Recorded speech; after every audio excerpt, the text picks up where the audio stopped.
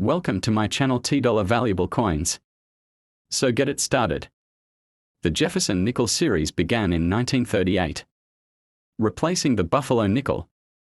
The design, created by Felix, features a portrait of Thomas Jefferson, the third U.S. president, on the obverse and his Monticello home on the reverse.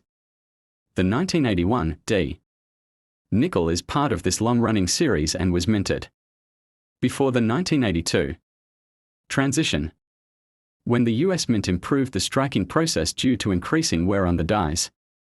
Composition: 75% copper, 25% nickel. Weight: 5.00 grams. Diameter: 21.2 millimeters. Edge: smooth. Mint mark: D. Denver Mint. Designer: Felix Schlag. Strike type: business strike for circulation. Portrait of Thomas Jefferson facing left. The inscriptions include: "In God We Trust" left side. "Liberty" and the date 1981 right side. D. Mint mark below the date. Monticello, Jefferson's Virginia home. The inscriptions include: "E pluribus unum" at the top. Monticello in the center below the image. 5 cents and United States of America at the bottom.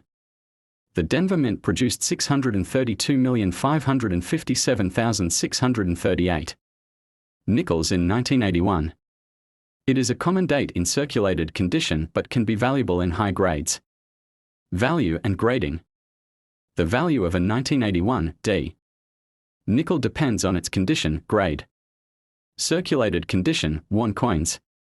Face value: 5 cents, 5 cents. Full steps: FS variety. Full steps: FS refers to nickels with sharply defined steps on Monticello, at least 5 or 6 full steps visible. These coins are rare and command premium prices.